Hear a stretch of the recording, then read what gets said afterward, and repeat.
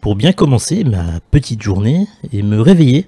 Moi, j'ai pris un café, un arabica frais, noir et bien corsé. J'enfile ma parka et ça y est, je peux y aller. Bonjour à toutes, bonjour à tous, bienvenue dans la matinale d'Acropolis, il est 8h00 et 48 secondes précisément. Et je suis toujours de bonne humeur et bien réveillé le matin, ça va bien se passer. Bonjour Kylian, bonjour Emu, bonjour Julie, bonjour Salnemar, bonjour Yuki, bonjour Personnel, bonjour à toute l'équipe de préparation de cette émission. Comment ça va ma petite femme? Où est-ce que je vais m'écrire mon aimé? C'est ça la suite de la chanson? Bah oui, mais non, c'est trop long. Et salut Salim. Et bonjour Mazu, et comment ça va les gens aujourd'hui? Est-ce que vous avez passé un bon week-end? Est-ce que vous avez pu réaliser les activités que vous aviez prévues? Oui, la suite de la chanson c'est où est-ce que tu vas me crier mon aimé? Prenons un kawa, je viens de me lever. Alors que j'étais en avance pour préparer mon émission, évidemment comme de coutume, vous me connaissez, et du coup, ben, je suis parti faire mon émission. Et bonjour.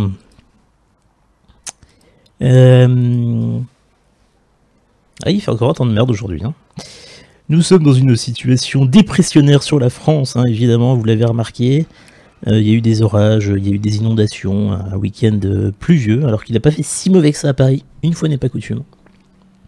Ce qui m'a permis de rester enfermé et de streamer tout le week-end. Je pense que vous en êtes ravis, vous êtes ravis de l'apprendre. Et de remporter la victoire hier notamment dans un jeu vidéo de qualité. 48 heures de ménage passionnant. Ah ça arrive, hein. Des fois il faut faire du ménage, il paraît. Selon la légende, il paraît qu'il faut faire du ménage. Parfois de façon à rendre... l'environnement plus sain finalement, l'environnement de vie, l'environnement parfois de travail également. Donc voilà. Merci d'être là. Ah oui, mais terrible. J'ai pas les infos qui m'intéressent. Qui a préparé ce stream encore? Toujours pareil, hein. Quelle bande d'amateurs. Alors... de quoi que on va causer ce matin? Eh ben, on va commencer, j'ai envie de dire finalement un peu comme d'habitude, un petit peu à la routine, parce que nous aimons la routine sur Acropolis. Je suis en train de préparer un truc hein, sur mon écran. J'aurais pu le préparer avant, effectivement, mais j'ai trouvé ça un peu trop mainstream. Donc là, je prends mon temps pour le faire. Vous m'avez pas tous raconté votre week-end, donc je suis un peu déçu, un peu choqué. Et du coup on va passer à la météo, puisque vous voulez pas me parler de vous, alors moi je vais vous parler de vous, parce que la météo c'est quelque chose qui nous concerne tous ensemble, la main dans la main, et finalement c'est ce qui fait de nous que nous sommes la nation française, c'est la météo. Voilà. Je presse mon café avant, évidemment. L'instant café. Je vais le faire couler, pas en ASMR, parce que ça peut être pénible. Pour la première fois en 6 mois, j'ai fait la fête. Ah ah. Est-ce que c'est une bonne nouvelle? Est-ce que ça veut dire que ta vie va changer positivement? J'aime pas quand il parle de météo. Parce que t'aimes pas la météo qu'il fait, ou parce que tu n'aimes pas m'écouter parler, ça le démarre?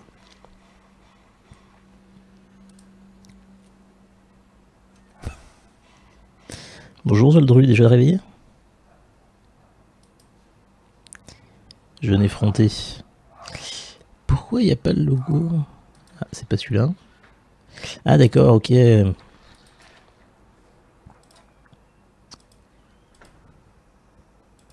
Hop là. Ben, on va pas se mentir, la pluie à force. Et ben on va pas se mentir, ça le démarre, il va faire un temps de merde encore toute la semaine. Voilà. La France est encore une fois coupée en deux en ce lundi 4 juin 2018 à 8h. Je vais attendre quelques secondes évidemment, 8h05 précisément. Donc une bande pluvieuse qui concerne la moitié ouest du pays et notamment le bassin méditerranéen. Réfléchissez à ce que je viens de dire, prenez 2 minutes de respiration, c'est important en termes de géographie. Et les Alpes sont également concernées par ces averses. Au niveau des températures, ce matin, nous nous situons entre 15 degrés du côté de la Normandie, jusqu'à 23 degrés du côté de Je veux dire Montpellier, oui mais c'est ça. Ah non, jusqu'à 25. Et c'est à Strasbourg. Incroyable.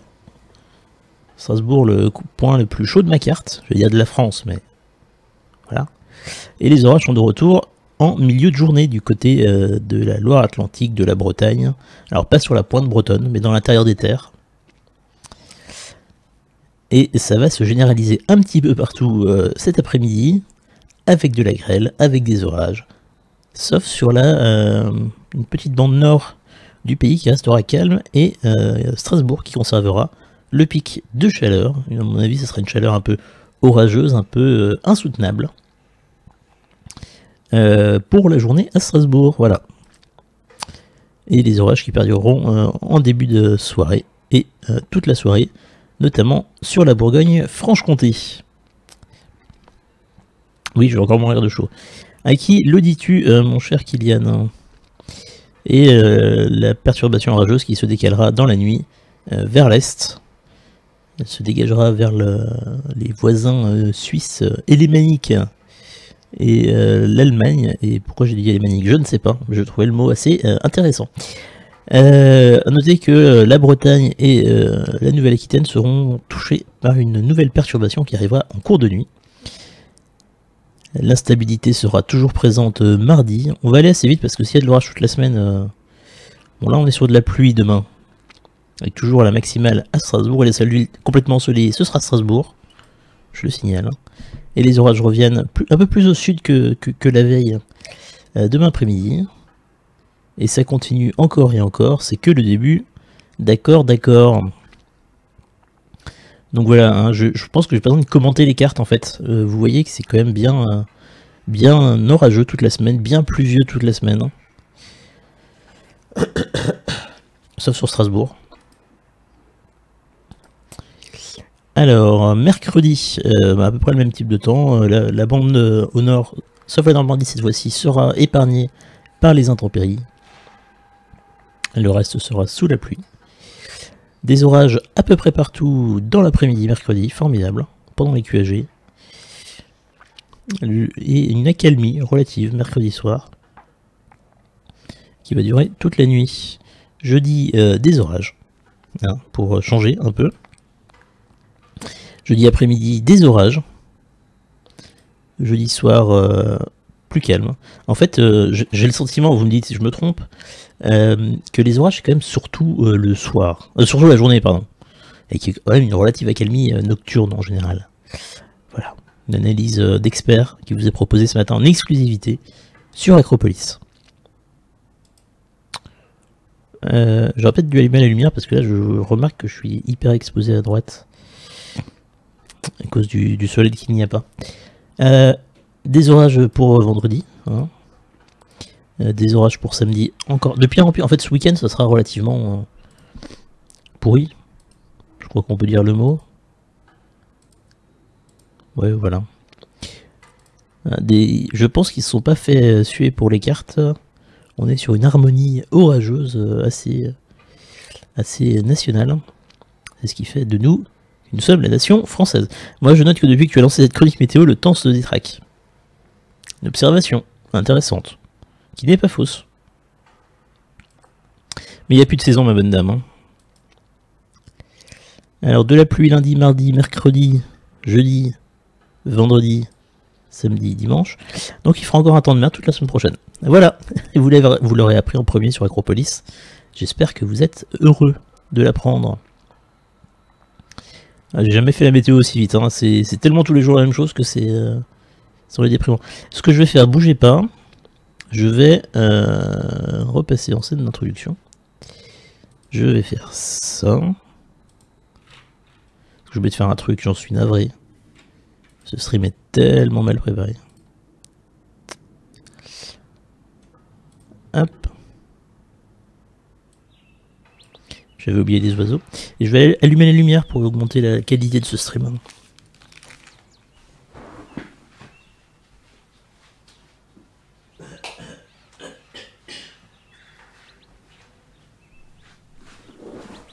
Voilà, j'espère que vous appréciez la différence. Faut que j'arrête de faire des... C'est agaçant. Alors, il est 8h10 et 30 secondes, je vous propose de passer sans plus attendre aux informations de ce lundi 4 juin 2018. C'est un peu petit en fait à l'écran.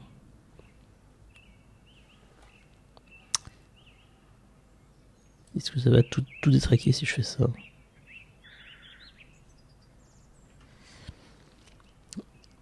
Ça me semble pas mal. Un grand merci à Kylian et à Perceval. Non, juste Kylian. Je sais pas si Perceval est venu. Peut-être. Je vous repartage le lien du Framapad si vous voulez contribuer, si vous voulez consulter des infos, voir de plus près, n'hésitez pas. Alors j'ai mis Weekend Pancakes parce que ce week-end, je me suis fait des pancakes et il en reste. Du coup, voilà, je vous raconte ma vie. Non, il n'y a que moi. Et un grand merci à Kylian. Tu seras récompensé par la plus haute température de la semaine. Voilà, en France métropolitaine. Dans l'actualité française, en ce lundi 4 juin, je vous avoue que j'ai eu du mal à trouver des actualités un petit peu chaudes. Non qu'il ne se passe rien, mais il n'y a pas grand chose de nouveau en fait. Il y a des actualités qui continuent, il y a des sujets qui tournent en boucle. Alors que je reçois un DM Twitter, formidable. Faudrait que je désactive ça en fait. Interrompre, voilà. En fait je reçois mes notifications de téléphone sur mon ordinateur et du coup voilà, ça pose des problèmes. Alors, ce matin on a appris une nouvelle évacuation d'un camp de migrants, de plusieurs camps de migrants d'ailleurs à Paris. Vous savez qu'il y a beaucoup de migrants et de réfugiés qui arrivent à Paris, qui s'installent en attendant d'avoir des papiers, en attendant d'avoir le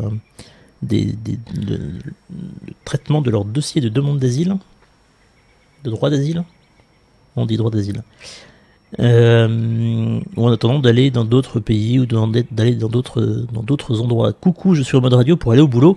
Et bien, bienvenue Exodus, vous êtes bien sur Acropolis FM, la radio citoyenne.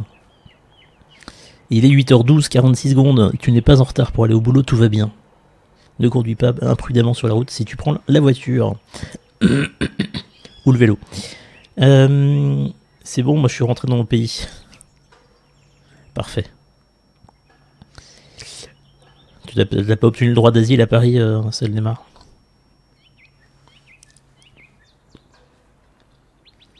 Je vais vous faire de la ASMR pancakes, ça va être sympa.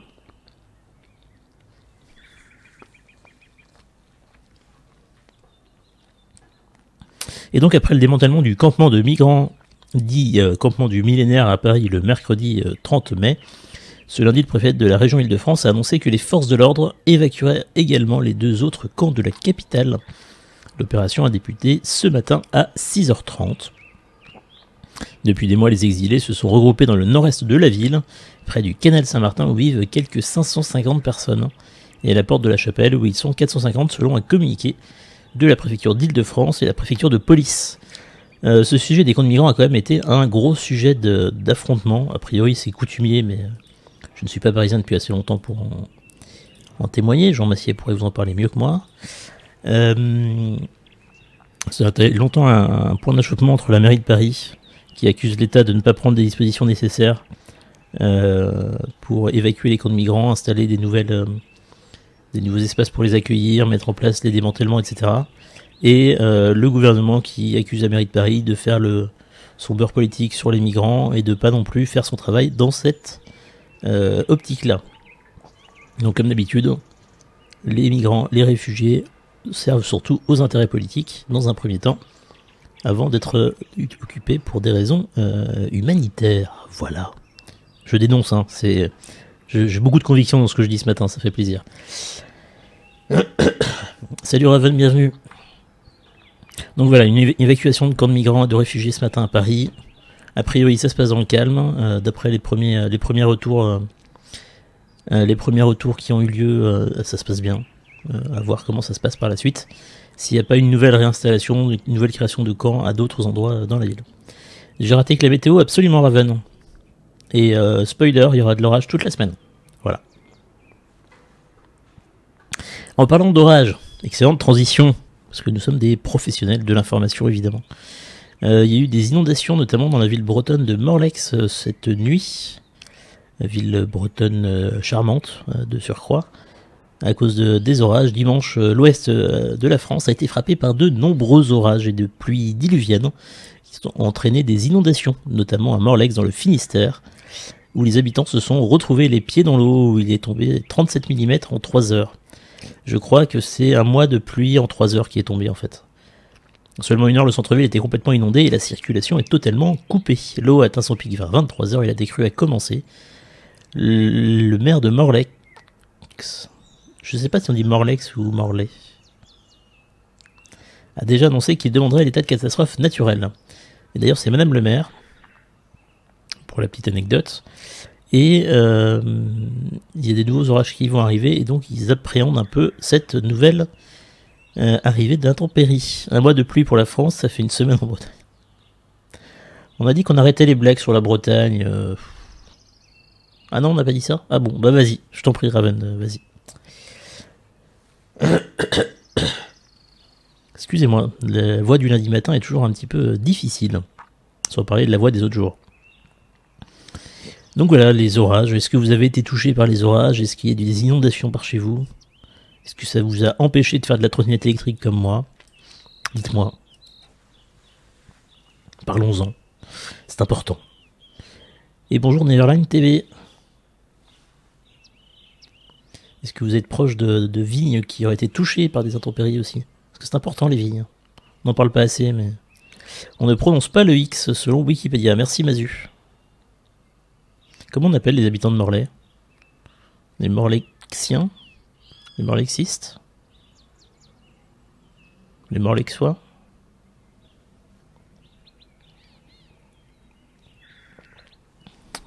Votez pour moi, je remercie à nouveau le bon Perceval 44 qui m'a offert cette tasse de qualité, provenance directe de la boutique de l'Assemblée nationale.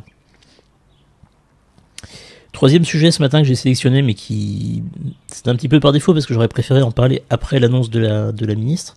Morlaisien, Morlaisienne. Morlaisien, Morlaisienne. J'ai mis très mal, hein, je sais, j'en ai conscience. Hein, mais... Merci Mazu pour cette... Mazu, premier sur l'info.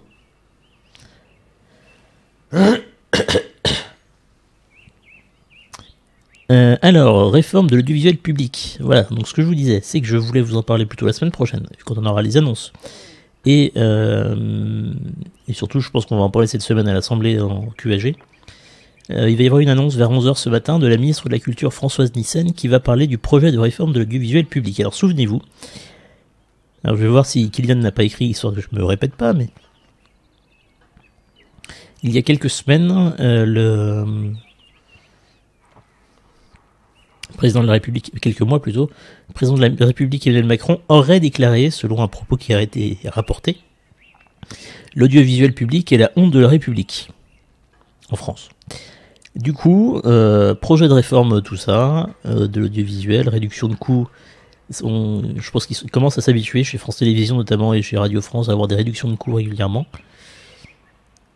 Et du coup, c'est aujourd'hui que Françoise Nyssen, la ministre de la Culture, va proposer sa réforme, sachant qu'il y a eu plusieurs hypothèses qui ont circulé. Alors, je vous le lirai après parce que c'est ce qu'a marqué, Kylian dans le document. Il y avait une histoire de rapprochement entre les présidents des différents groupes d'audiovisuel. Et il explique tout ça, Kylian, donc je vais plutôt étoffer son propos. Un grand merci à Kylian qui a préparé ce contenu de qualité, évidemment. Alors, par contre, il a mis les sous-titres, le bougre, donc faut que je fasse gaffe à ce que je lis. Donc la ministre de la Culture va détailler les premières propositions de réforme de l'audiovisuel ce matin à 11 h, qui vise à créer plus de synergie entre les groupes France Télévisions, donc les chaînes de télévision du groupe France Télévisions, France 2, France 3, France 4, France 5, France O, etc. etc. Radio France, toutes les radios, du coup, aussi bien France Bleu que France Culture, France Info, France Musique, etc., etc., France Inter, France Média Monde, notamment France 24 et RFI, l'INA, l'Institut National de l'Audiovisuel, ceux qui stockent toutes les archives, Arte et TV5 Monde, c'est pas dans France Média Monde, Kylian? Il me semble. Hein. Par ce biais, l'État cherche à réaliser des économies chiffrées entre 250 et 500 millions d'euros d'ici à 2022, principalement à France Télévisions selon la presse, sur un budget total de 3,9 milliards d'euros en 2018. Selon les conseillers de l'Élysée, voilà, je source mes propos, il ne s'agit pas de réaliser des économies pour réaliser des économies, il s'agit d'organiser de manière plus cohérente l'ensemble de l'audiovisuel public. Qu'est-ce qu'on veut en faire? Comment on veut l'organiser de manière intelligente au regard des pratiques d'aujourd'hui, au regard des besoins et des usages. Donc, les économies doivent découler de cette réforme. Et ça ne doit pas être l'objectif, selon les conseillers de l'Élysée. Vous prenez l'information comme vous le souhaitez, hein, je précise. Alors, il y a eu plusieurs hypothèses, effectivement, qui ont circulé, notamment après la fuite d'un document de travail fin 2017. Suppression de France O, France O c'est France Outre-mer, ou de France 4, fusion de France 4 et de France 5, c'est ce que j'ai entendu ce matin, et a priori ça aurait tendance à se confirmer. Basculement vers le numérique de France 4, ou fusion de France 3 et France Bleu. Des rapprochements sont déjà en cours autour des matinales selon les syndicats. L'idée de France 3 et France Bleu, c'est que ce sont deux réseaux d'antennes locales, en région du coup, et que les rédactions pourraient travailler ensemble, les rédactions de journalistes pourraient travailler ensemble pour proposer des contenus journalistiques communs, plutôt que de faire, sachant que c'est le même groupe audiovisuel, enfin c'est le même service public, plutôt que de faire chacun son truc dans son coin, il pourrait y avoir un travail commun pour proposer du contenu journalistique, du contenu d'information commun. Gabriel Attal, le député de La République En Marche, proche d'Emmanuel Macron et chargé du dossier à l'Assemblée, a plaidé vendredi pour la création d'une holding de l'audiovisuel public, avec un directeur non exécutif global chapeautant des directeurs exécutifs dans chaque groupe. Jeune député a notamment estimé qu'il fallait regarder le pouvoir de domination du CSA, travailler sur la... Oui, parce qu'il y a le CSA qui est prévu dans la réforme aussi. Travailler sur la question des territoires en trouvant plus de synergie entre France 3, Région et France Bleu, et se pencher sur les questions sociales pour dégager des moyens qui permettent d'investir dans les contenus. En gros, supprimer des postes pour pouvoir investir dans les contenus. Je traduis. Hein. La CGT de France Télévisions est inquiète. Le syndicat estime en effet que la demande pressante d'économie voulant par le gouvernement n'épargnera pas le modèle social si laborieusement construit à France Télévisions. France 4-5 devrait fusionner, France 4 devrait passer en ligne pour devenir une copie française de la chaîne numérique de la BBC. Voilà, ça fait partie des rumeurs, effectivement, Ravan. L'idée, c'est de mettre un grand coup de pied dans la fourmilière. Il faut pas prendre ça au péjoratif, faut que je fasse attention à ce que je dis. L'organisation des médias de service public est extrêmement spécifique. Je pèse tous les mots que j'utilise. Et ça s'est construit effectivement de longtemps en longtemps, un modèle social notamment, mais un modèle d'organisation aussi s'est construit très très laborieusement. Et le projet du gouvernement risque de bouleverser pas mal de choses dans ce cadre-là, et ça va être intéressant à suivre pour nous les observateurs. Je crois qu'il y avait déjà un travail commun entre les journalistes du service public, en tout cas c'est ce qu'ils vendent sur France Info. Alors je crois que France Info est un cas à part justement, a été déjà acquis de longues luttes en interne, et c'est un cas à part dans l'audiovisuel public. Sur le côté transversal déjà, effectivement. On a eu l'occasion avec Jean de visiter le plateau de France Info, on avait été invité par Julien Pain, le rédacteur en chef de la partie L'Instant Module, je sais pas si vous avez déjà vu sur France Info. Ils font des petites pastilles de 3 minutes et après ils se retournent en plateau pour en parler. On avait été invité à visiter, on était dans les locaux de France Télévisions, c'était assez chouette d'échanger avec lui. Mais c'était France Info, c'est vraiment l'exception par l'exemple en fait. Non, ça veut rien dire. C'est un peu l'exception qui confirme la règle. Et il arrive souvent que sur des reportages, par exemple, on retrouve des journalistes de France 2 qui font leur reportage pour le journal, et des journalistes de France 3 qui font leur reportage pour le journal. À chacun de se faire son opinion sur est-ce que c'est normal que les deux rédactions, puisque c'est deux chaînes différentes, soient différentes et puissent adopter un angle différent. Ou est-ce que, parce que c'est du visuel public, il devrait y avoir une équipe de reportage par sujet, qu'elle soit France 2, France 3, peu importe l'étiquette, sur les sujets nationaux évidemment. Voilà, chacun se fait son opinion sur la question. Et je pense que des arguments des deux côtés, de toute façon. Mais... En même temps, la BBC à une chaîne numérique qui touche à fond les 18-35 ans, et en France, c'est précisément la tranche qui n'achète même plus de télévision. Faut un peu s'en inspirer. Aujourd'hui, la seule chaîne qui ramène encore des jeunes, c'est TMC, parce que Quotidien et Burger Quiz.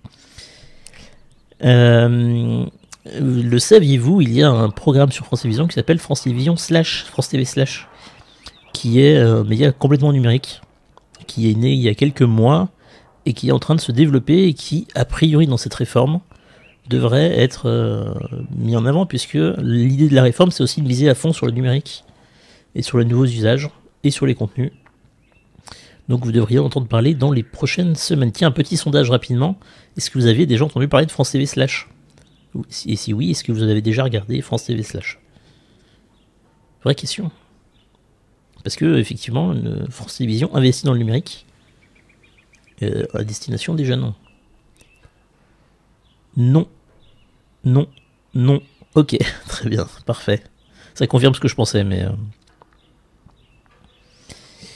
Bon, ça vient de se lancer, hein. C'était il n'y a pas très longtemps, ils sont en train de s'organiser. Ils partagent déjà des reportages avec France 2 et autres. Je dirais que France 2 devrait rester généraliste national et France 3 plutôt des journaux régionaux.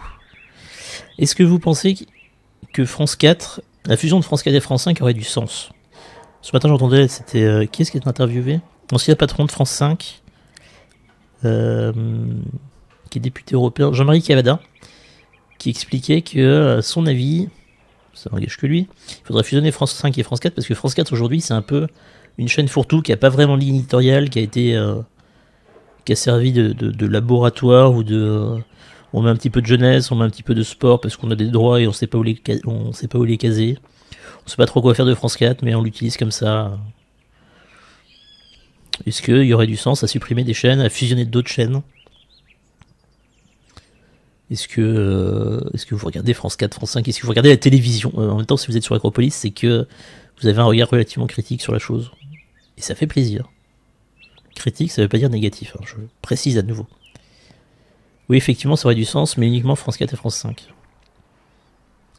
Est-ce que France O, pour vous, a du sens? Est-ce que d'avoir une chaîne consacrée aux Outre-mer, ce n'est pas les mettre de côté?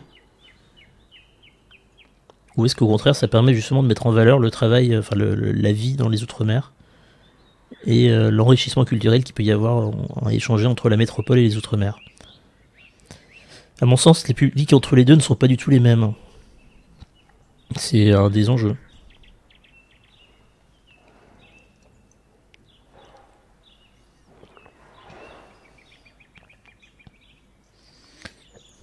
Ah, le chat est partagé. Pour nous, métropolitains, non, mais les Outre-mer, c'est important, surtout vu le décalage. Nous dit Kylian et Raven de répondre. France O a pas vraiment de sens. Le contenu spécifique à France O peut être intégré à France 3. Genre à France 3 Outre-mer.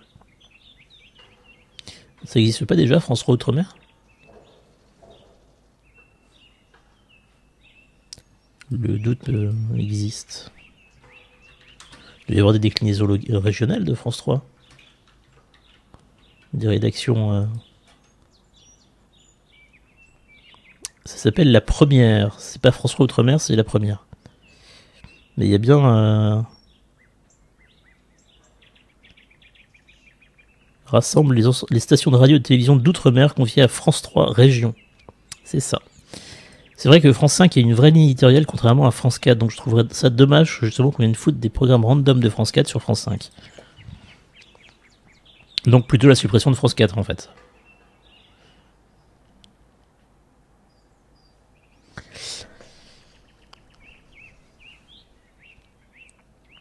Effectivement, ça s'appelle La Première.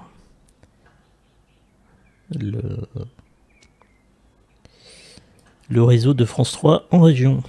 Suppression oui, vu qu'une fusion n'aurait pas vraiment de sens. Ouais, mais du coup, il y aurait un trou dans le chiffrage. Il y aurait France 2, France 3, France 5. Ça marche pas. Sauf que s'il n'y a plus de France 4, il peut pas y avoir de 5. Oui, voilà, Kylian, c'est ça. C'est tout l'enjeu. Bref, à 11h, Françoise Nyssen nous fera sa déclaration sur la réforme de l'audiovisuel. Nous suivrons ça évidemment de manière attentive. Sylvain, faut que tu avances dans l'actu. Absolument, Kylian. J'attendais qu'il soit 8h30 et 07 secondes précisément pour pouvoir passer à l'actualité internationale, puisqu'elle est, contrairement à l'actualité française, assez chargée en ce début de semaine. Il y a 3 sujets qui ont été rapportés par Kylian, reporter. Je pense qu'on va travailler un peu plus en amont la prochaine fois. Kylian, t'as déjà anticipé, donc franchement, c'est encore une fois un grand merci à toi. Oh, il y a un frame chat. Ah, mais pourquoi il y a des messages? Masquez ça. Clavardage. Bande de Québécois. Comment on fait pour enlever le chat? Couleur. Ouais, si on va laisser la couleur. Spell check, show author. Afficher les annotations.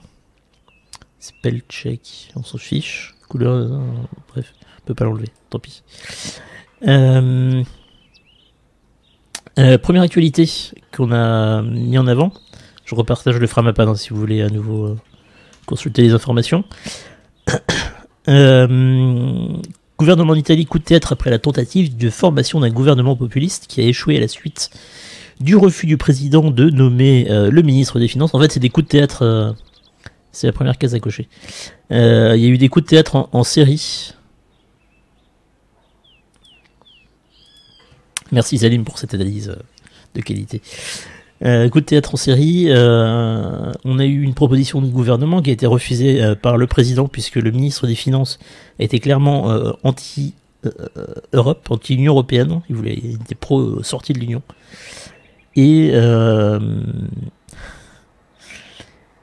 le président a mis son droit de veto, a posé son droit de veto sur c'est pas un droit de veto en fait, comme c'est le président qui nomme les ministres, il a dit non, je refuse de nommer ce ministre. Du coup, c'est le bordel.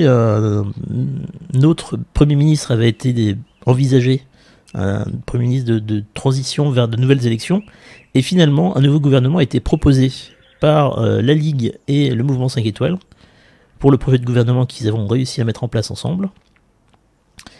Carlos Cotterilli a été nommé Premier ministre afin de former un gouvernement de... Alors ça c'est ce que je vous expliquais juste avant. Former un gouvernement de technocrates chargé des affaires courantes jusqu'à de nouvelles élections. Cependant celui-ci a jeté l'éponge en déclarant que la formation d'un gouvernement politique était la meilleure solution pour le pays. Giuseppe Conte a finalement proposé un nouveau gouvernement. Donc ça, Giuseppe Conte, celui qui avait été désigné par les deux partis, Mouvement 5 étoiles et la Ligue, pour être Premier ministre. Et donc il a proposé un nouveau gouvernement qui a été nommé et investi le vendredi 1er juin. Matteo Salvini recevant le poste de vice-président du Conseil des ministres, ministre de l'Intérieur. Donc ça c'est le dirigeant du parti de la Ligue. Vous me dites si je dis une bêtise. Et Luigi Di Maio, qui est le dirigeant du Mouvement 5 étoiles, obtient lui le poste de vice-président du Conseil des ministres, ministre du développement économique, du travail et des politiques sociales. Oui c'est ça, merci Kylian. La Ligue obtient donc, vice-président du Conseil des ministres, c'est un peu ministre d'État si vous voulez, à l'échelle de la France. La Ligue obtient donc les ministères de l'Intérieur ainsi que des politiques agricoles, alimentaires et forestières, ainsi que le secrétariat d'État à la présidence du Conseil des ministres. Le mouvement 5 étoiles, lui, obtient la santé, les infrastructures et le transport, la culture et la justice. Et Mario dit Ketchup, il fait quoi? Merci Zoldru. Une analyse politique de premier ordre. Qu'est-ce qu'on va faire de toi? Donc voilà, sortie de crise envisagée en Italie. Bon, sachant que Et un grand merci à Célan pour ce resub. Bonjour tout le monde, on m'attend pas pour commencer. Et on a hésité. On en a parlé tout à l'heure, hein. Tout le monde en sera témoin évidemment. Aïe. Et du coup, ben, on a voté. Hein, on a voté pour moi. Et du coup, on a commencé. Je vais arrêter là parce que l'humour ce matin, c'est pas ça qui est ça. Et du coup, je vais avancer dans l'actualité. Donc, je me fais engueuler par Nibal01 qui a dit salut et à qui je n'ai pas dit bonjour, Nibal01. Et qui... On sera en retard sur sa chronique, tout ça. Enfin, bordel.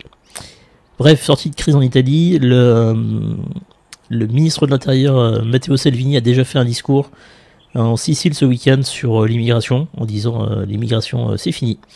Merci, bonsoir, rentrez chez vous, il n'y a rien à voir. La Ligue est un parti d'extrême droite connu pour ses opinions anti-immigration. Il y a eu, je crois, encore un naufrage de migrants en Méditerranée ce week-end qui a fait pas mal de victimes une nouvelle fois. Deuxième sujet dans l'actualité internationale, il est 8h35 et 28 secondes. Après la destitution par le Parlement espagnol de Mariano Rajoy. Alors je vais pas commencer comme ça en fait la phrase. Faut vraiment qu'on synchronise le calme.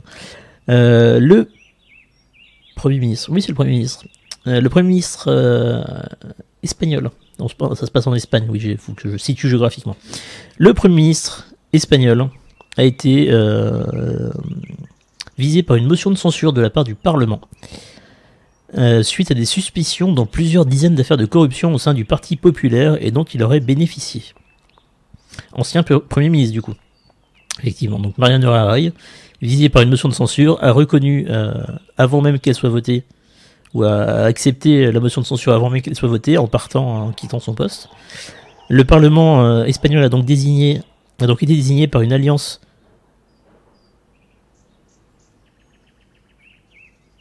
Je pense qu'il y a une faute de formulation. Le Parlement a donc désigné, il n'y a pas de été.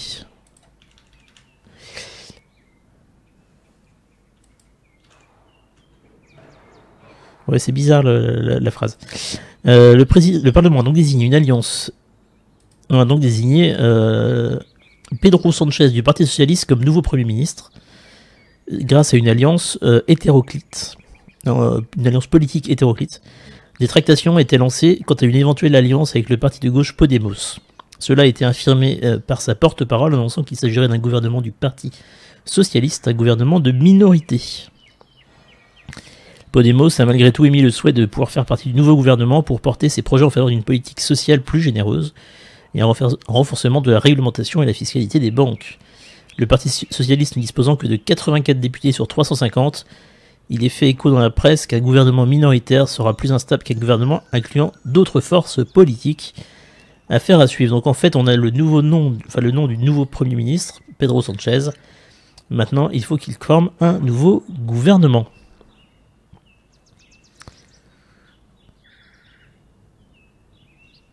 Un ministre de l'Intérieur de l'extrême droite, ça me fait toujours tiquer. Ah bah ça...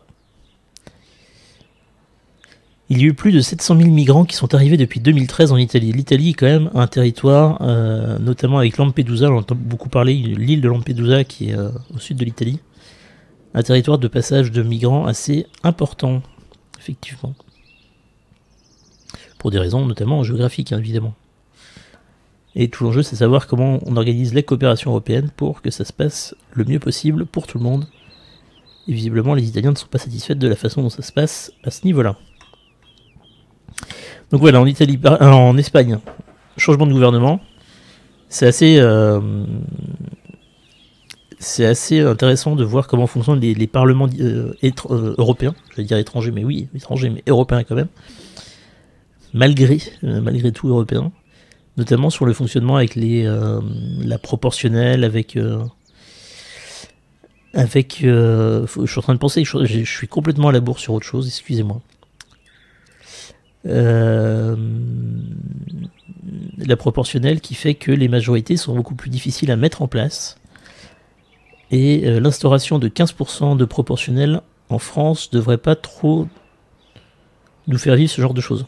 Je sais pas si je suis vraiment pas clair dans ce que je dis, mais retenez, je crois, peut-être, surtout que les fonctionnements différents, la proportionnelle peut paraître parfois, peut paraître plus représentative, puisqu'il n'y a pas le côté on est élu, on n'est pas élu. On représente toutes les forces politiques proportionnellement à leur poids au cours des élections, mais ça crée des instabilités politiques, plus ou moins fortes selon les pays, selon les périodes. Et du coup, eh bien, c'est compliqué. Il n'y a pas de système parfait. Il n'y a qu'un perfectionnement des systèmes. C'est beau ce que je dis, non?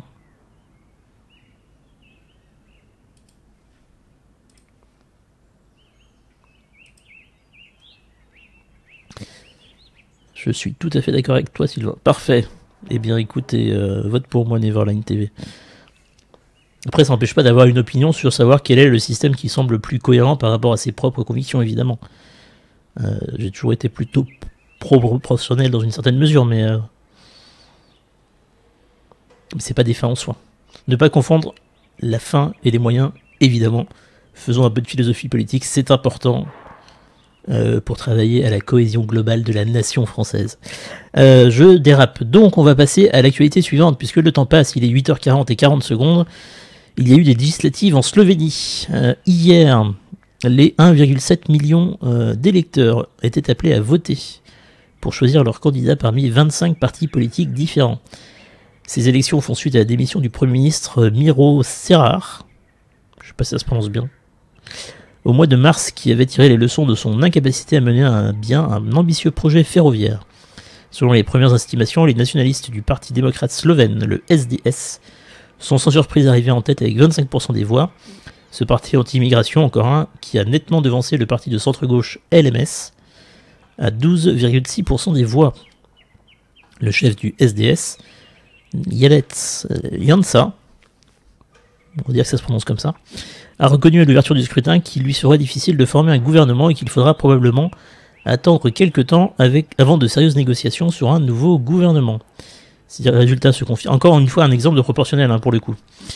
Si le résultat se confirme, le SDS devra s'entendre avec au moins 2 formations dans un parlement qui compte 90 sièges. Or, la plupart des partis ont d'ores et déjà prévenu qu'ils n'avaient pas l'intention de former une alliance avec les nationalistes, qui ont reçu le soutien du Premier ministre hongrois Viktor Orban. Encore une fois, une proportionnelle avec un enjeu de gouvernement à créer. C'est avec 25 partis politiques, une proportionnelle, ça crée forcément d'autant plus de difficultés, enfin selon le poids des partis. C'est sûr que s'il y a des élections, je vais me faire des ennemis là, s'il y a des élections à la russe où le premier arrive avec plus de 50% de voix en plus que le second, ça crée moins de difficultés. Des élections plus serrées comme celle-là où le premier n'a que, entre guillemets, 25% des voix, ce qui est déjà énorme en soi. Excusez-moi, il y a des gens qui m'envoient des choses et qu'il ne faut pas faire ça. Si les premiers arrivent avec seulement 25% des voix, même si c'est plus que les suivants, avec 25 partis politiques, forcément pour créer des coalitions et des majorités, c'est extrêmement compliqué. Parce que s'ils créent un gouvernement qu'avec leur parti, ils ont quand même 75% du Parlement qui n'est pas avec eux. Donc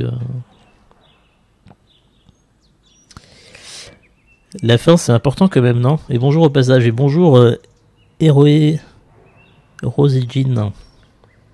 Et bonjour Alcanoïde. Oui, je dis stop avec cette blague, oui, il faut que j'arrête, je suis désolé. Ouais, mais proportionnellement, ça fait que un quart, et il lui manque encore un peu plus d'un quart du coup, oui, c'est ça. Je propose qu'on se cotise pour offrir une nouvelle tasse pour avoir une pluralité de blagues. Mais non, mais c'est parce que je ne suis que reconnaissance envers Perceval qui m'a offert cette tasse. Héros, ça suffit. Eh ben, ok. Héros, ça suffit. Merci pour ce message, Héros, ça suffit. Je vais boire mon café. Bref, encore un pays européen qui met au pouvoir, qui met en tête d'une élection un parti anti-immigration, donc il est soutenu par Viktor Orban, donc plutôt d'extrême droite a priori, mais je ne suis pas spécialiste de la Slovénie, contre toute attente. Je sais que ça vous surprend, je sais que ça vous déçoit, mais... Ah, personne ne m'a dit que j'avais laissé la météo. Vous n'êtes pas attentifs les gens, hein, je ne peux pas compter sur vous, c'est fou. Voilà, pour l'actualité internationale et européenne, il est 8h44 et 30 secondes et on est à l'heure. Incroyable. Je sais pas si ce que ça vous inspire, ce nouveau gouvernement, cette nouvelle élection en Slovénie. Pour ce moment, je vais préparer la suite de l'émission. Si vous avez des réactions à me proposer, à envisager. Peut-être que je pourrais couper une partie de la caméra parce que là ça sert à rien qu'elle soit aussi large en fait.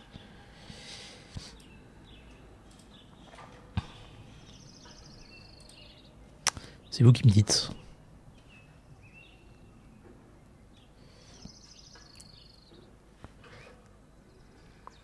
Bah, j'ai pas suivi vu que je débarque, alors j'en pense pas grand chose. Tu nous diras en commentaire de YouTube dans le replay. Alcanoïde. Bah, ça en fait un de plus, ça me conforte dans l'idée de faire une Europe forte avec ceux qui veulent la faire. Votez Kylian. Il est 8h45 et le logo est trop gros. Bonjour. Hop. Logo qui a été refait par Nibal, donc je reprends soin, c'est important. Et Nibal qui normalement est avec nous. Bonjour Clément. Bonjour Sylvain, comment va? Ça va et toi? Ça va, ça va. Est-ce qu'il fait beau au Danemark? Alors aujourd'hui au niveau de la météo, on a du beau temps mais avec du vent et quand même des nuages. Après une semaine, ma foi, estivale, et des températures avoisinant les 28-29 degrés. Ah, quand même. Ouais, quand même. Comme à Strasbourg. Comme à Strasbourg. Alors je monte ton son parce qu'a priori tu n'es pas assez fort. Et de ton côté, tu grésilles. Alors je ne sais pas si ça se retrouve aussi pour ma voix. Je grésille sur le live ou uniquement dans le Discord? Dans le Discord pour moi. Mince, je fais n'importe quoi. Je vois. Alors, est-ce qu'on m'entend mieux si je bouffe le micro? Ah non, là tu satures beaucoup et c'est pas très agréable. D'accord. On va essayer de trouver un petit... Je suis passé à 200% sur ton son, si t'arrives à... Donc il faut pas que tu manges le micro. Que je foire la position. D'accord. Alors je vais essayer de pas bouger sans me prendre un torticolis. Ah, c'est très désagréable comme position. J'aimerais beaucoup avoir une webcam à ce moment-là, mais bon, peu importe. Mais du coup, les gens semblent dire qu'ils m'entendent toujours pas en fait. Bah, je sais pas parce que les messages sont arrivés un peu avant. Dites-nous dans le chat, est-ce que c'est bon maintenant? Est-ce que tu m'entends? Oh. J'ai encore un autre moyen d'augmenter ton son en fait. Ah, d'accord. Augmente un peu le son Discord général. Bah, c'est ce que j'ai fait, Kylian. Alors, si tu baisses le son et que je me rapproche, est-ce que du coup... Ah, on nous dit que c'est bon, on nous dit que ça passe. Là c'est good. Si on entend, je peux dire plus fort, ce serait parfait. Après, je peux peut-être parler plus fort moi-même, mais c'est...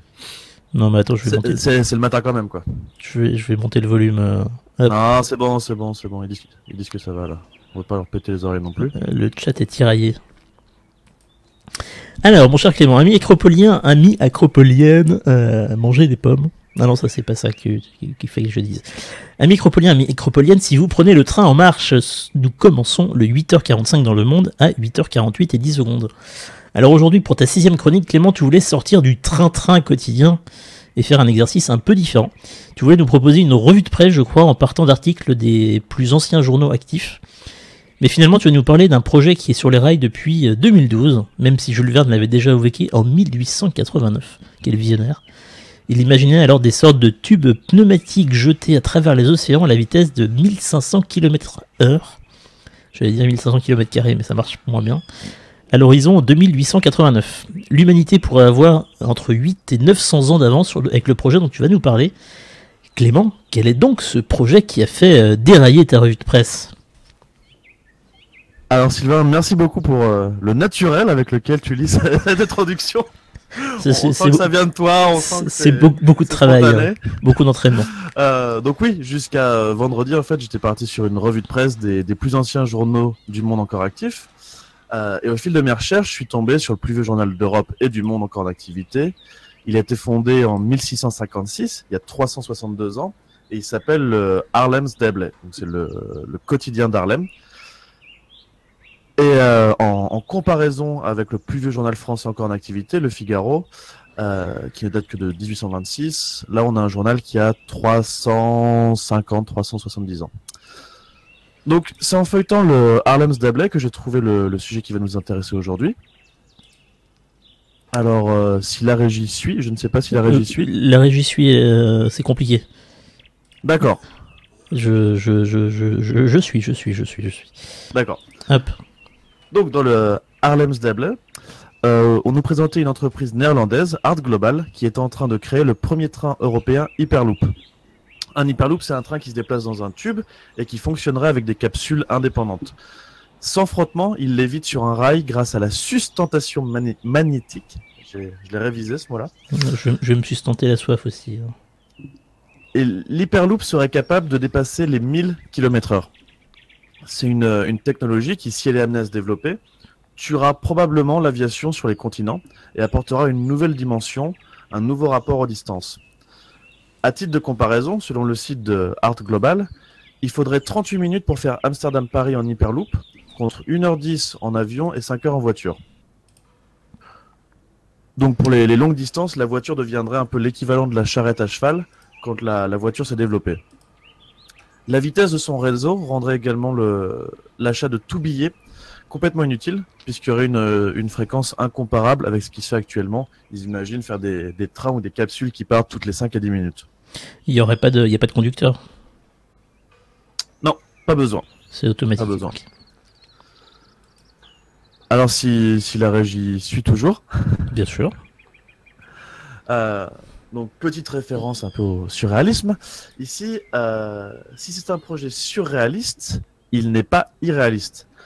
Tout d'abord, ce qui faisait l'objet de l'article du Haarlems-Dagblad, c'est l'association récente avec l'entreprise indienne Tata Steel, un leader mondial de la sidérurgie, qui s'ajoute à des partenariats avec des institutions publiques et privées connues et reconnues. Donc pour Art Global, il ne s'agit pas de présenter un projet, de pitcher un projet, comme on dirait dans la Startup Nation, mais de le réaliser.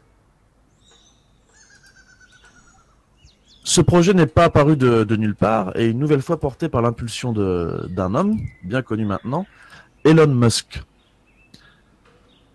Le fondateur de PayPal, Tesla, SpaceX, qui est aussi entrepreneur de l'espace et qui a pour projet de fonder une colonie sur Mars, était fatigué de voir l'état et parfois l'absence de réseau ferroviaire rapide aux États-Unis. Il a donc voulu créer depuis 2012 ce qu'il appelle le 5e mode de transport. Donc après les routes, les airs, les mers et le rail, viendrait le tube. Pour ce faire, il a fait faire quelques recherches, le tout dans un esprit open source, pour laisser à d'autres entrepreneurs la possibilité de lancer leur projet.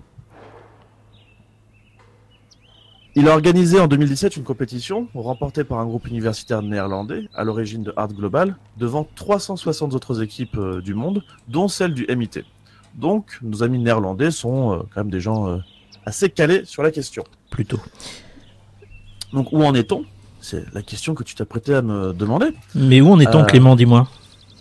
Eh bien, je te répondrai qu'il y a 5 grandes étapes à franchir pour cette technologie.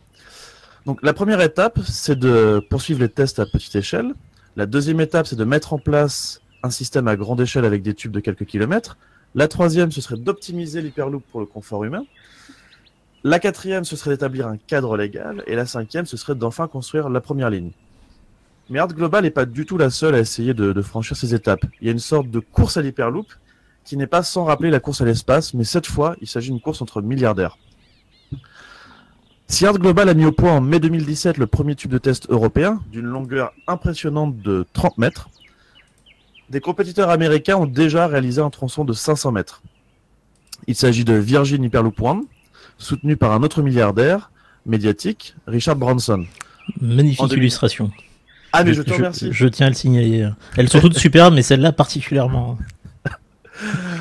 En 2019, Art Global devrait reprendre l'avantage et repasser devant Richard Branson en réalisant la première plateforme mondiale de taille quasi réelle.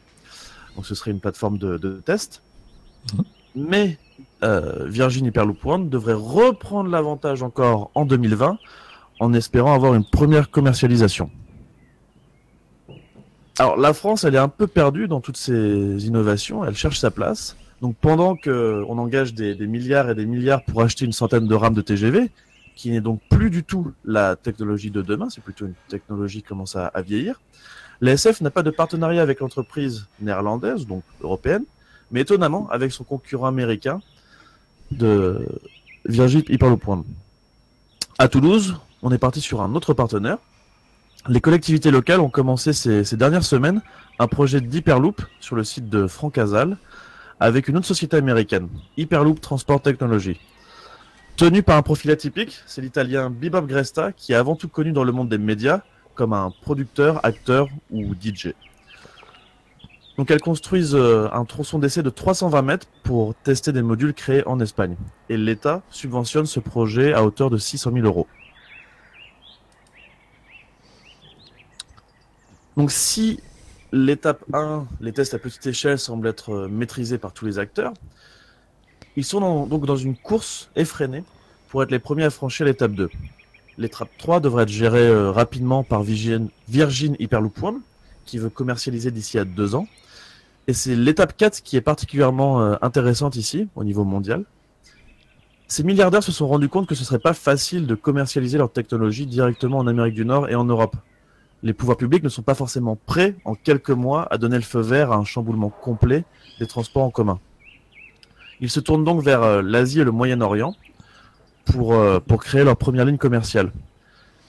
Virgin Hyperloop One voudrait ouvrir sa première ligne dès 2020 aux Émirats Arabes Unis, entre Abu Dhabi et Dubaï. Les 140 km qui les séparent devraient être couverts en 12 minutes.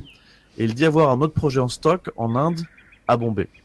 Il est possible qu'il y ait aussi des ressources économiques plus intéressantes dans ces pays-là par rapport au vieux continent, par exemple. Et il y a aussi une construction un peu effrénée, notamment aux Émirats Arabes Unis, qui permet à tous les projets un peu de s'exprimer. Très bien. Alors moi, à titre personnel, ce qui me manque, c'est une étape 0, à savoir l'impact que cette technologie aura. On peut évacuer assez rapidement pour l'instant les questions d'écologie et de santé.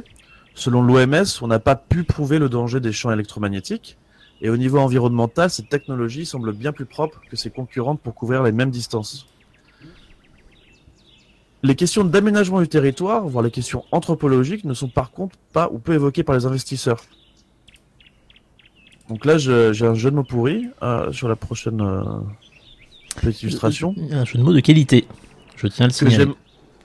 J'aimerais le dédicacer à Machin du Discord Acropolis. Discord que vous pouvez rejoindre. Vous êtes tous les bienvenus, évidemment. On fait de la publicité en milieu des chroniques. Le lien est évidemment dans le chat. Donc cette technologie reliera encore plus rapidement les grandes métropoles. Je reprends.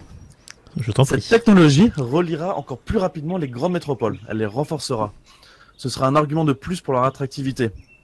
Un Parisien sera en temps 2 fois plus proche de Berlin que d'Amiens, Reims, Rouen ou Orléans en voiture. Pour moi, ça peut être un élément de fracture supplémentaire entre les villes, voire entre les centres-villes et le reste du territoire. Ensuite, l'humain s'est développé dans un monde immense, dans un monde où les distances et les temps étaient des facteurs essentiels pour le développement, les échanges. C'était une limite, mais aussi un peu une sorte de cadre. En termes de mondialisation, après le transport maritime, l'aviation commerciale et Internet, ça pourrait être une 4e étape énorme dans le rapprochement de tout, de tous, dans une quasi-immédiateté physique. En 1882, Jules Verne publiait Le Tour du monde en 80 jours. Après l'exploit similaire, 2 ans plus tôt, de l'américain George Francis Train, c'est un nom qui s'invente pas pour le coup. Absolument. En 2005, Steve Fossett faisait le tour du monde en avion, sans escale, en 70 heures. Et il s'agit de gens qui réalisaient des exploits, c'était pas à la portée de tout le monde. Et 15 ans plus tard, nous pourrions avoir la technologie qui nous permettrait à toutes et à tous de faire le tour du monde en 40 heures, sans effort. Il n'y a que le Concorde, aujourd'hui disparu, qui ait pu aller aussi vite en complétant un tour du monde en 32 heures en 1992. Mais en gros, les humains de 2020 iront près de 50 fois plus vite que leurs ancêtres d'il y a 5 ou 6 générations. Et leur monde pourrait en devenir peut-être 50 fois plus petit. 50 fois plus petit tant que ça fonctionne, évidemment. Évidemment. Parce que le jour où le réseau est perturbé, tu risques de galérer pour rentrer à la maison. Évidemment. Et donc, coincé dans un tube, on verra pas forcément non plus ce monde que l'on traverse à toute vitesse. Pour rendre cette expérience un peu plus humaine, certains envisagent de mettre des écrans pour diffuser une image des paysages traversés ou une représentation de ces paysages sur écran. On pourrait imaginer une application de réalité virtuelle, on met des casques, on est dans l'hyperloop, et comme ça on visite les territoires. C'est ça, il manque plus qu'un petit câble USB à se ficher dans le dos, et je pense qu'on est bien. Parfait. Alors je sais que pour Elon Musk, les épopées humaines ne sont pas finies. Au XVIe siècle, il avait fallu 3 ans à Magellan pour faire le tour du monde. Elon Musk, lui, pourrait envoyer des colonisateurs sur Mars en moins d'1 an. Mais pour les partisans, comme moi, d'un monde qui reprendrait une taille immense, qui ne se contenterait pas qu'à relier toujours plus rapidement les centres de pouvoir économique et politique, pour celles et ceux qui souhaiteraient que la vie retrouve un rythme compréhensible, contrôlable, un peu lent peut-être, C'est une évolution un peu inquiétante qui en demeure pas moins excitante tout de même. Merci beaucoup pour ces perspectives inquiétantes, enthousiasmantes selon le point de vue que l'on souhaite adopter, ou les deux à la fois. J'ai essayé d'être réjouissant cette semaine. T'as essayé. Tu termines par une évolution un peu inquiétante et excitante à la fois. Toujours. Chacun se fait son opinion. Alors il y a eu quelques questions dans le chat que je n'ai pas voulu t'interrompre pendant cette présentation qui était riche. Notamment au tout début, il était question des tubes, notamment quand tu as mis... je vais reprendre l'illustration qui allait avec parce qu'elle était quand même très très belle, sur le surréalisme. Ceci est bien un train. Est-ce que les tubes passeront sous la mer aussi ou pas? Alors pour l'instant, on est sur du terrien. Mais en soi, ces tubes, ils sont juste posés sur des plots. Donc il n'y a rien qui devrait empêcher la création de tubes sous-marins. Donc on pourrait envisager de faire Paris-New York dans un tube comme ça, par exemple. C'est ça. Ok. C'est une question de CLM31. Au niveau de l'énergie, ouais. Apparemment ce serait pas hyper consommateur d'énergie. Ça l'est beaucoup moins, en tout cas, que sur les mêmes distances. La sustentation magnétique, ça a déjà été essayé.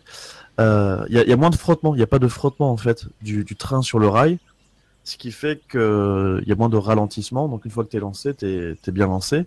Et Art Global, ils travaillent justement à recouvrir tous leurs tubes de panneaux solaires pour se couvrir, pour couvrir leurs besoins en énergie.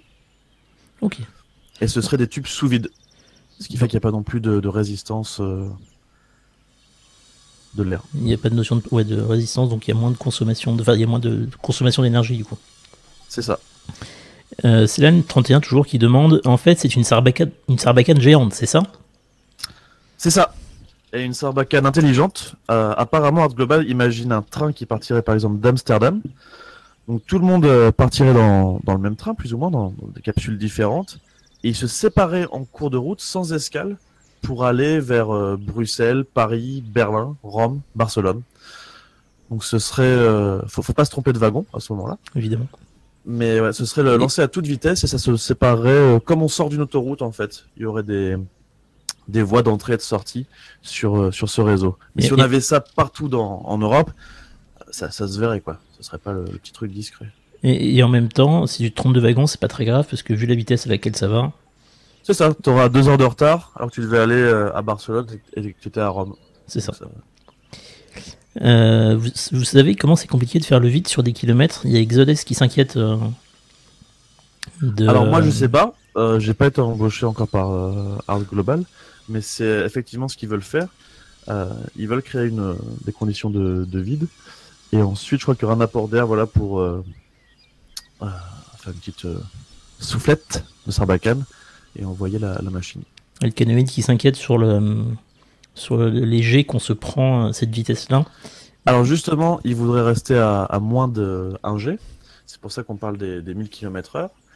On restera sous la vitesse du son. Et il y a un autre vaisseau qui va très vite, c'est la Terre. On se prend déjà des jets. Donc en soi, les scientifiques s'inquiètent pas trop sur cette question. Ils pensent qu'on le sentirait même pas. L'œil humain, par exemple, serait incapable de comprendre ce qui se passe à 1000 km/h, mais il n'est pas du tout question, par exemple, d'avoir des fenêtres. Et donc, moins de perception de l'environnement qui se déplace autour de nous. C'est ça. Je me pose une question, mais c'est pareil, j'y connais absolument rien. Est-ce que le fait de circuler dans un sens par rapport à la rotation de la Terre ou dans l'autre, ça aura un quelconque impact? Ou est-ce que ça pourrait nous faire revenir en arrière, nous faire remonter dans le temps? Intéressant. Non, il y a pas de... Retour vers le futur, enfin. C'est ça. Mais... J'ai pas vu d'études qui indiqueraient ça. Non, surtout par rapport à la perception, en fait, ça accélérerait le processus. Je sais pas, c'est peut-être bête ce que je dis, mais comme tu disais, qu'on se prenait déjà des jets par la rotation. Quand on avait le Concorde, on faisait Paris-New York en 3h30. Donc, ce qui fait que tu arrivais à New York quasiment avant d'être parti, en termes de temps, avec le décalage horaire. Et là, avec un réseau aussi rapide, on pourrait retrouver des notions un peu pareilles, où on pourrait aller à rebours du temps un petit peu. Donc ça peut créer des situations un peu rigolotes. Mais ouais, c'est vrai que ça reste un projet un peu éloigné, mais qui pourrait relier Lisbonne et Moscou en 4h30, quoi. Alors qu'il y a 4500 km qui les séparent. De sacrées perspectives, en tout cas. Faudrait qu'on se débrouille pour diffuser Acropolis dedans. Diffuseur officiel d'information dans l'Hyperloop. Je suis pas sûr que vos câbles arrivent à vous suivre à cette vitesse. Mais si. Et puis comme on a un rythme assez lent, surtout dans la matinale, ça permettra à chacun de prendre le temps malgré l'accélération de ce temps en question. Par contre, en 1h30 de matinale, on a le temps de faire 3 fois le tour de la Terre, c'est ça? Non, quand même pas. Il faudrait 40 heures. Il faudrait 40 heures. Donc, 40 heures de matinale, formidable. Ça, en 1h30, tu auras traversé la France et tu seras arrivé peut-être en Belgique ou en Italie selon la direction. Et ben faisons comme ça. Merci beaucoup Clément. Bonne semaine, ciao. Bonne semaine à lundi. Hop. On a un rythme assez lent.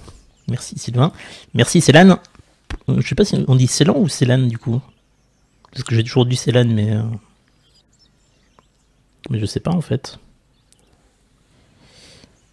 Mais voilà, c'est plein de questions à la fois techniques et anthropologiques qui se posent sur ce sujet, et notamment le fait, la fracture entre les villes, les campagnes, les réseaux sociaux, tout ça. Du coup, encore plein de perspectives de débats et de discussions à l'avenir. Et il y a un débat sur le voyage dans le temps qui se développe dans le chat, très intéressant. Moi, je vous propose de passer à la suite du programme. Alors que je ne me trompe pas de document et que je reste professionnel. Je vais repasser sur une... Hop, voilà. La gazette du dernier jour de la semaine, effectivement, on va changer le logo parce que voilà. Nous passons à la gazette donc du dernier jour de la semaine, c'est-à-dire que va-t-il se passer cette semaine en France et dans le monde.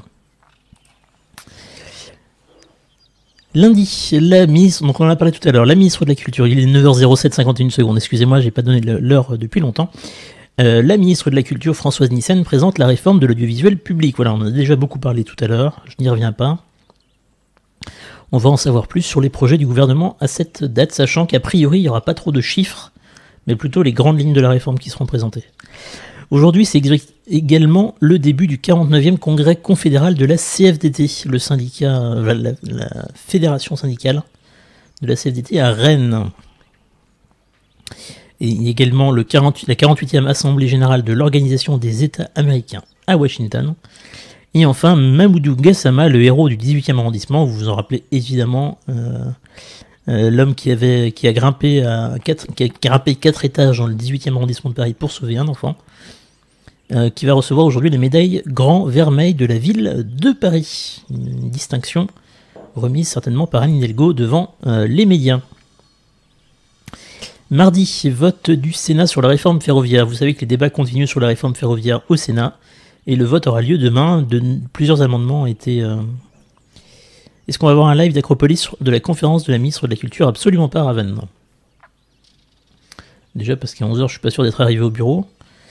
Et aussi parce que c'est les grandes lignes de la réforme qui vont être présentées. Il n'y aura pas de détails. Il faudra mieux en parler une fois que le détail sera affiné en fait. Donc vote du Sénat sur la réforme ferroviaire demain. Quelques amendements ont été passés et a priori ça devrait être voté dans ce format-là. Ça reviendra à l'Assemblée nationale après, on en saura plus à ce moment-là. Emmanuel Macron se rend à Clairefontaine demain, très intéressant pour y rencontrer l'équipe de France de football en pleine préparation pour le mondial de Russie. On est heureux de l'apprendre. Visite en France demain du Premier ministre israélien Benjamin Netanyahou pour inaugurer la saison croisée France-Israël. Une visite évidemment sujette à polémique avec les tensions actuelles entre Israël et les Palestiniens. 52e édition du MIDEM, le marché international du disque et de l'édition musicale à Cannes. Information importante qui va bouleverser votre quotidien. Et enfin, l'ouverture de Computex.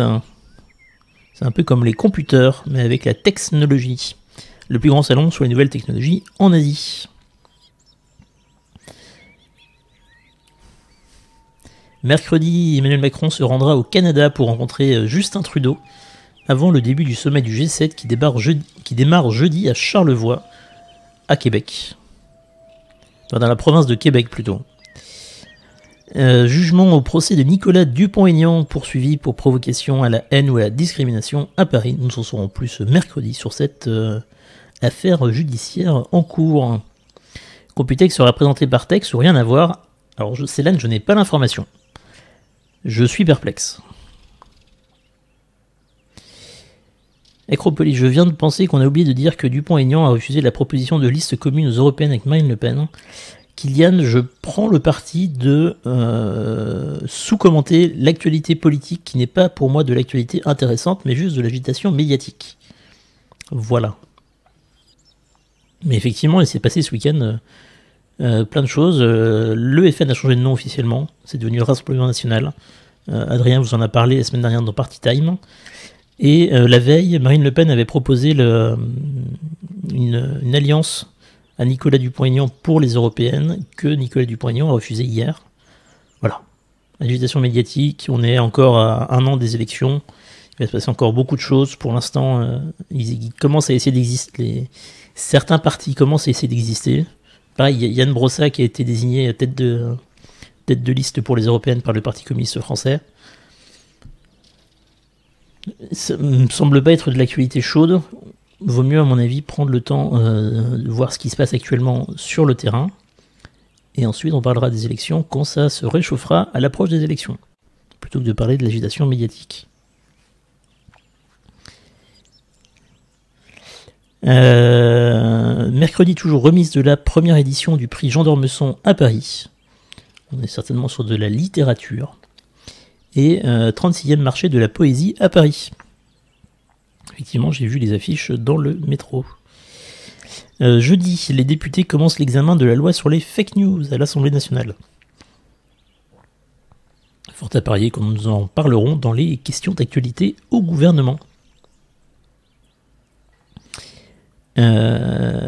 Donald Trump reçoit le Premier ministre japonais Shinzo Abe à la Maison Blanche pour préparer le sommet entre les États-Unis et la Corée du Nord le 12 juin. Comme vous le savez, la rencontre entre Donald Trump et Kim Jong-un avait été annulée, puis elle a été reprogrammée, puis elle a été réannulée, puis elle a été reprogrammée. A priori, c'est en bonne voie, ça devrait se faire le 12 juin, donc dans 8 jours précisément, donc la semaine prochaine. Et donc le Premier ministre japonais, qui a des enjeux aussi de sécurité de son territoire par rapport à la Corée du Nord, va rencontrer Donald Trump pour préparer tout cela. Ça se passera à Singapour. La rencontre entre les États-Unis et la Corée du Nord le 12 juin. On en reparlera la semaine prochaine, évidemment. Audition d'Emmanuel Besnier, président de Lactalis, devant la commission d'enquête parlementaire sur l'affaire du lait infantile contaminé. On en avait beaucoup parlé l'année dernière. C'était l'année dernière ou c'était en début d'année ? Je sais plus. Il me semble que c'était en fin d'année dernière. Et donc il y a une commission d'enquête parlementaire sur les processus qui ont mené à cette affaire. Ah, donc la rencontre va se faire finalement, faut les suivre ceux-là. Alcanoïde. La seule chose dont on est sûr, c'est qu'on ne saura que le jour J si elle se fait vraiment, en fait. Le reste, ça peut encore être annulé la veille par une ou l'autre des parties. Et je dis, information intéressante, lancement de la tournée conjointe de Beyoncé et de Jay-Z à Cardiff. Intéressant. Vendredi, l'UEFA rend son verdict à propos du respect par le PSG du fair play financier. La France du football retient son souffle, évidemment. Et ce sera également la journée mondiale des océans. On voit que l'actualité est en priorité pour le football et non pas sur les océans, pour la gazette du dernier jour de la semaine. Intéressant. Samedi, dernier match de préparation pour les Bleus avant la Coupe du Monde en Russie à Lyon, France-États-Unis. Est-ce que les Bleus vont enchaîner une 3e victoire d'affilée dans cette phase de préparation à la Coupe du Monde ? Battre les États-Unis avant d'aller en Russie, cela serait de bon augure en termes d'accueil de la part des Russes. Sommet des chefs d'État de l'organisation de coopération de Shanghai à Londres. Une certaine délocalisation finalement. Et également sommet des chefs d'État du marché commun de l'Afrique orientale et australe à Bujumbura, au Burundi. Voilà, différentes organisations internationales qui se réunissent samedi. Et enfin, dimanche, finale masculine du Grand Chelem de tennis à Roland-Garros. On pourra signaler que ce journal indique qu'il y a la finale masculine le dimanche, mais pas qu'il y a la finale féminine samedi. Chacun se fera son opinion sur cette distance. Et meeting d'athlétisme de la Ligue de Diamant à Stockholm. Voilà. Les informations, voilà ce qui va se passer cette semaine. On passe tout de suite au programme finalement de l'actualité parlementaire de la semaine.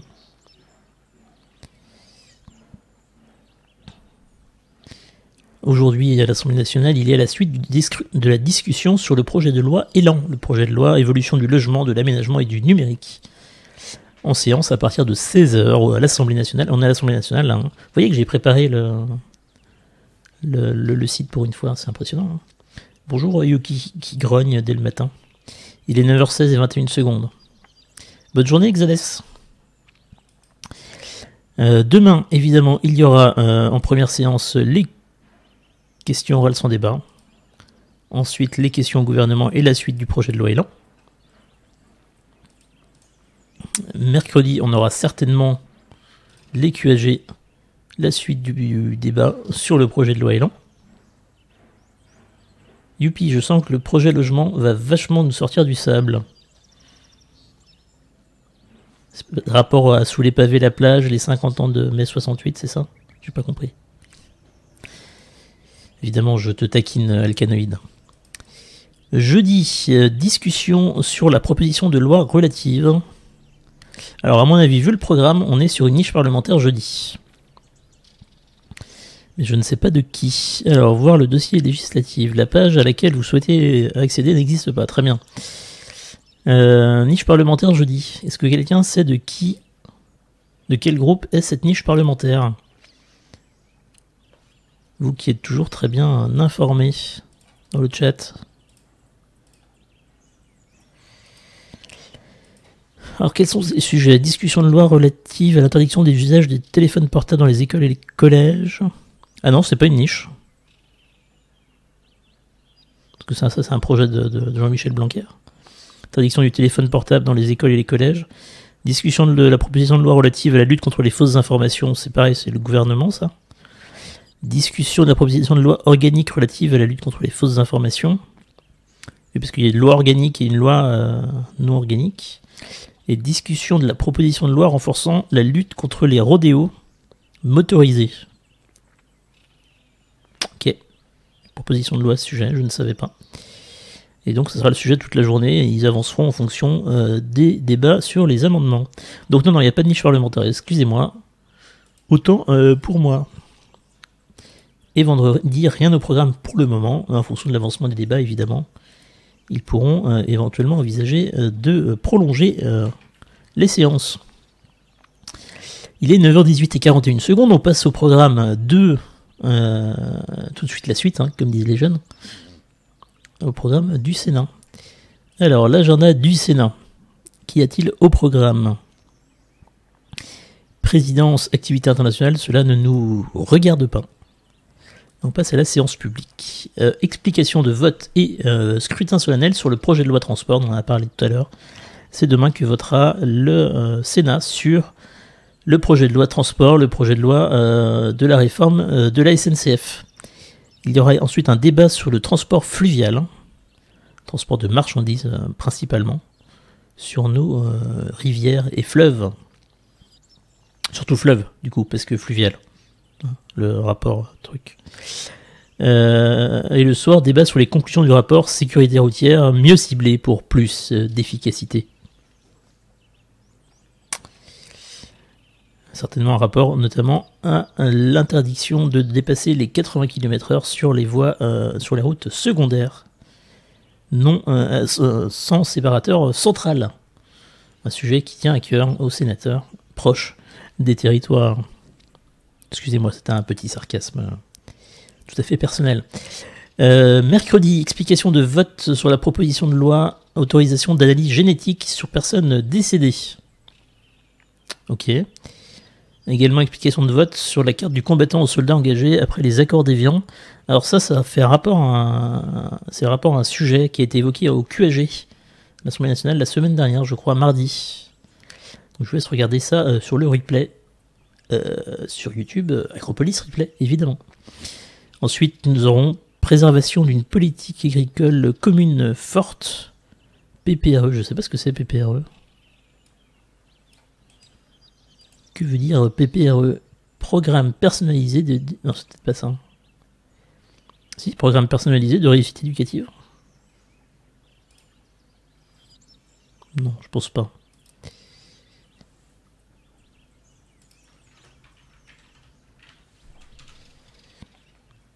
Examen de PPRE. Oui. Pré-câblage téléphonique, je suis pas sûr non plus. Mais ça veut dire quoi, PPRE?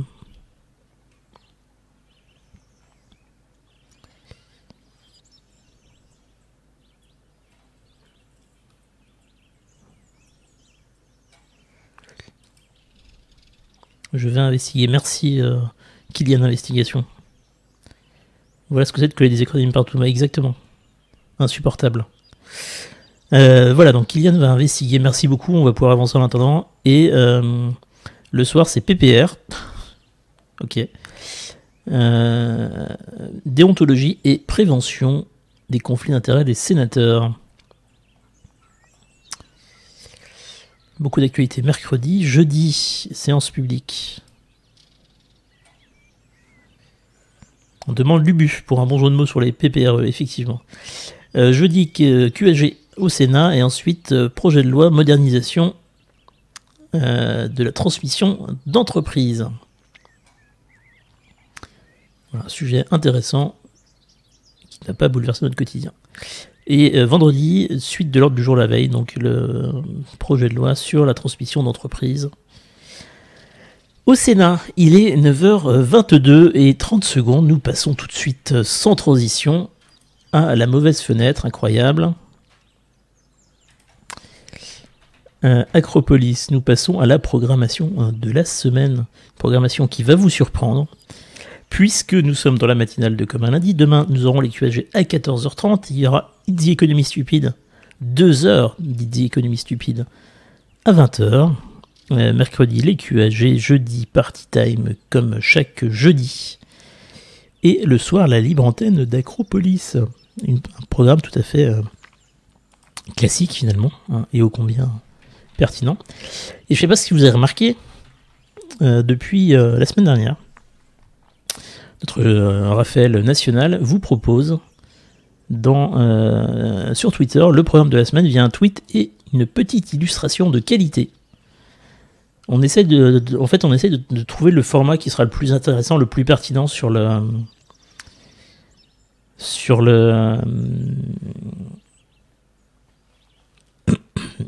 Twitter. La semaine dernière, on avait essayé un autre format qui était, je vais essayer de trouver, c'était ça, un agenda, mais on trouvait qu'il y avait beaucoup de vide en fait par rapport aux informations. Alors c'est plus clair en termes d'horaire, mais il y avait beaucoup de vide. Cette semaine, on a essayé ça.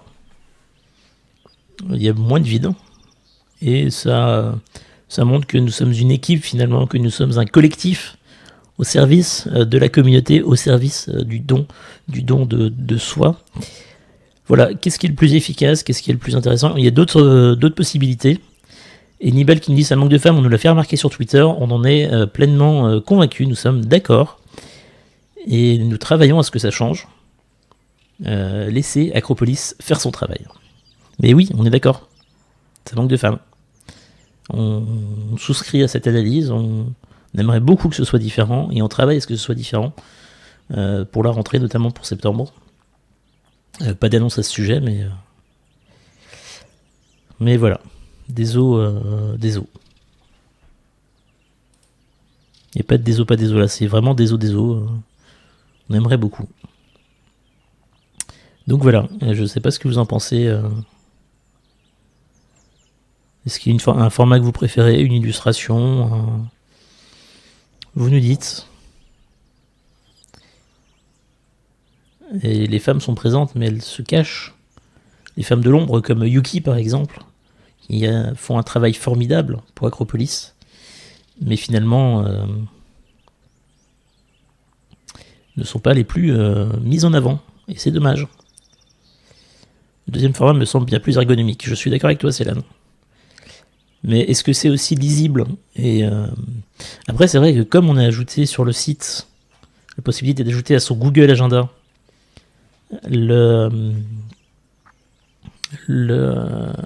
programmation, est-ce qu'on a besoin d'avoir le planning visuel ou est-ce qu'on a besoin d'avoir un truc plus illustré, plus imagé, plus accrocheur, comme ma tête par exemple sur cette magnifique photo?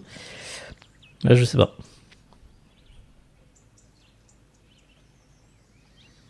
Donc nous sommes à l'écoute de vos recommandations, de vos avis, de vos suggestions finalement. Ah, il y a eu un tweet ce matin que j'ai raté, incroyable.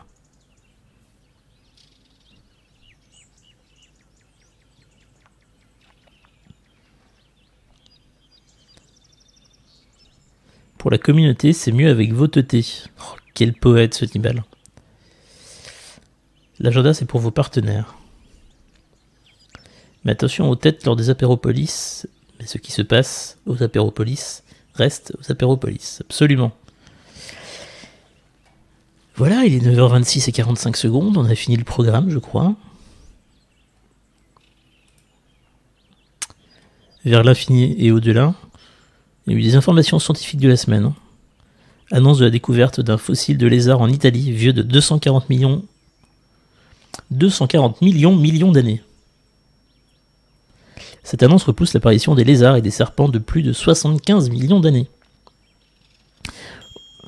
Et merci pour ce resub Virlet ou Virlaise. Dans tous les cas, merci pour ce resub Twitch Prime. Vous connaissez Twitch Prime ? Les chercheurs responsables de l'expérience de physique des particules Xénon 1T ont annoncé qu'après un an de recherche, ils n'ont trouvé aucune trace des WIMPs, une composante possible de la matière noire. De nouveaux détecteurs plus performants sont donc en construction pour détecter non seulement de possibles WIMPs, mais aussi d'autres types de matière noire, source du CERN. Vous retrouverez évidemment les liens dans la description du replay YouTube. Et enfin, la collision entre deux étoiles à neutrons en août 2017 qui, pour la première fois, a détecté dans toutes les longueurs d'onde et avec des ondes gravitationnelles, est toujours en cours d'analyse. La semaine dernière, des chercheurs ont annoncé que le résultat de cette collision serait sûrement le trou noir le moins massif, 2,7 masses solaires jamais découvert, ce qui n'était pas attendu. Cette détection continue donc de révolutionner l'astronomie. Conclusion, lézardé fait vivre longtemps. Merci Célane pour cette conclusion de qualité. Il me reste, il est 9h28 et 32 secondes, je pense qu'on va s'orienter tranquillement vers la fin de cette émission matinale sur Acropolis. Je remercie à nouveau infiniment Nibal pour sa chronique. C'est pas ce que je voulais dire, mais je voulais pas le dire dans cet ordre-là, mais un grand merci à Nibal sur sa chronique sur l'Hyperloop, j'espère que ça vous a plu. Vous pouvez la retrouver désormais comme chaque semaine sur la chaîne Acropolis principale sur YouTube. Alors que Inkidu92 nous dit que la NASA se retire de l'ISS pour 2025. Ah bon? La Station Spatiale Internationale? Il va falloir qu'on en reparle de ça parce que c'est très important dans l'histoire spatiale. Ce qui va se passer, on en reparlera la semaine prochaine si on a plus d'informations à ce sujet.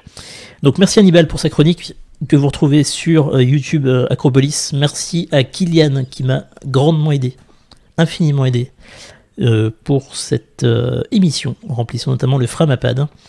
Un grand merci à tous, toutes qui êtes là. Un grand merci à Raphaël qui va faire du travail de qualité pour les miniatures, pour la mise en ligne de ce replay. Moi je vous dis à la semaine prochaine pour la matinale et rendez-vous à 14h30 demain pour les QAG, pour la prochaine émission sur Acropolis. D'ici là, je vous embrasse, je vais finir de manger mes pancakes qui sont froids et je vous dis, je vous souhaite une bonne journée, une bonne semaine et je vous fais des gros bisous évidemment.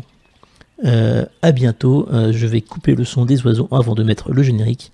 Des bisous, à bientôt, bonne semaine, bonne journée. Salut.